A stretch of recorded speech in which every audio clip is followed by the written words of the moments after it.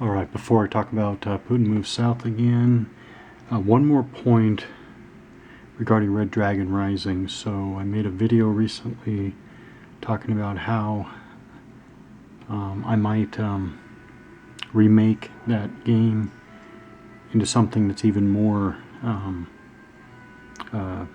useful to my interests. And yeah, thinking more about it, I was thinking it's fun game-wise to have all of these random events, but some of the what are called random event, well, I mean, I understand they're random events in a game sense, but they're not random events in real-world sense at all, because let's take Philippines. Philippines come into war on the coalition side.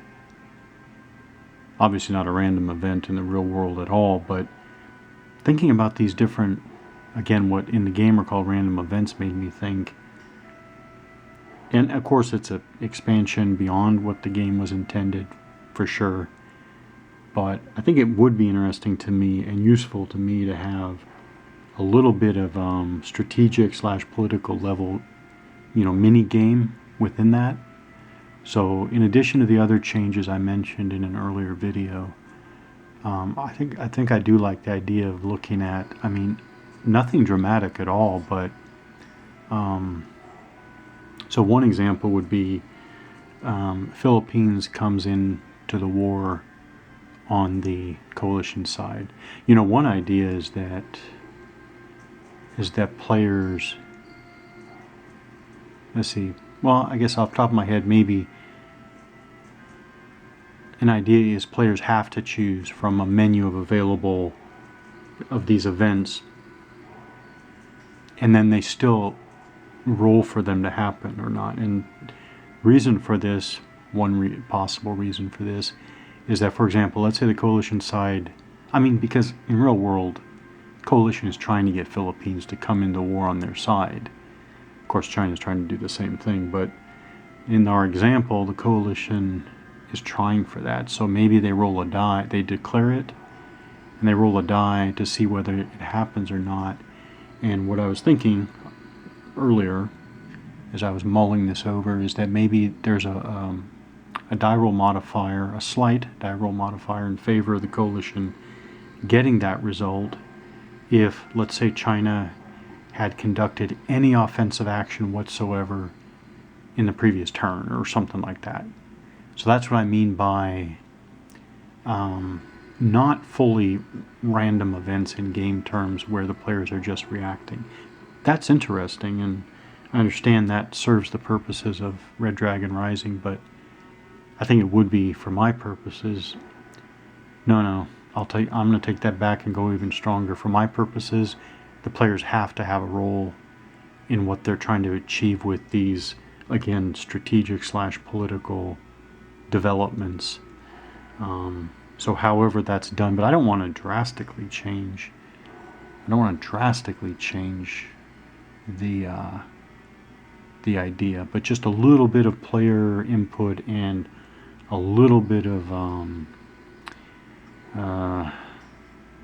it's not very good. A little bit of modification of the results, modifications of the probabilities based on what's going on, okay, and what's happened. Okay, all right. So now here to Putin moves south. Boy, this is really. This really works, and the fact that it's a one-map magazine game is even more impressive. But wow, still looking at the simulation value, I guess, broadly speaking. Okay, so the recycle procedure for Special Forces units makes this game have a highly dynamic, is in effect the same as having a really dynamic reinforcement schedule. So, example, coalition player launches an attack, commits 2 SF units. Actually, this is an example. This happened. Okay, this happened actually. So the coalition forces, they committed the CW2 SF Force, I can't remember what that stands for off the top of my head, and then the SAS Special Forces unit to one of these, to one of the battles. Actually, I think it was the fight for the mountains here in Kyrgyzstan, right there. That's Hex 4229, next to Bishkek. Okay, so the coalition force committed 2 SF units. When it was all done, player rolls 1 6-sided die per SF unit.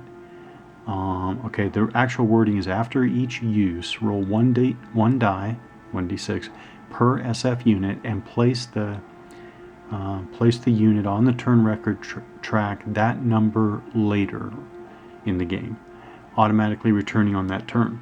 So the CW2 unit rolled a 2, so it comes only 2 turns later. The SAS unit rolled a 6, coming 6 turns later. Huge difference. And now, so in effect, as you use your SF units, of course this doesn't apply if you never use your SF units, but as you use your SF units and then you're rolling to recycle them, you're building a very, very unique reinforcement schedule. Units coming back on different turns.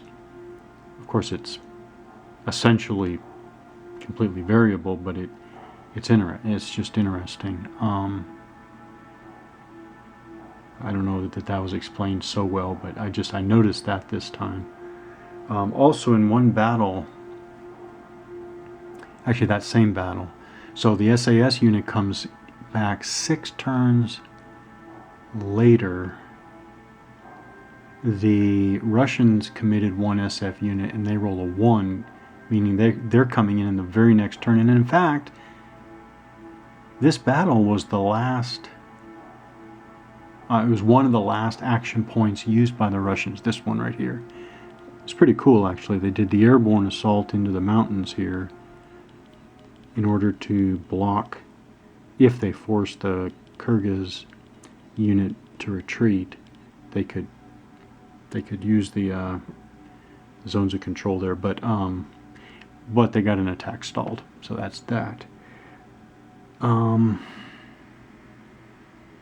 Yeah, but I mean, this is towards the end of actually we're at the end of turn 1. We are completely at the end of turn 1, by the way. APs expended on both sides. But what I was saying was, yeah, one coalition SF unit comes in 6 turns later. Remember, there's only 10 turns, and it's a fixed 10 turns. You're playing 10 turns and 10 turns only. I don't think there's any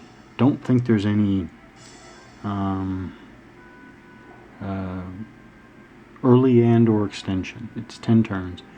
But you roll a 6, like the SAS for the SAS unit, 6 turns later, and then the Russian unit just gets 1. That means the Russian unit's coming back very shortly. Basically, after we do the end of turn activities, and we move up to turn 2, the Russian unit's coming right back. But that's totally variable.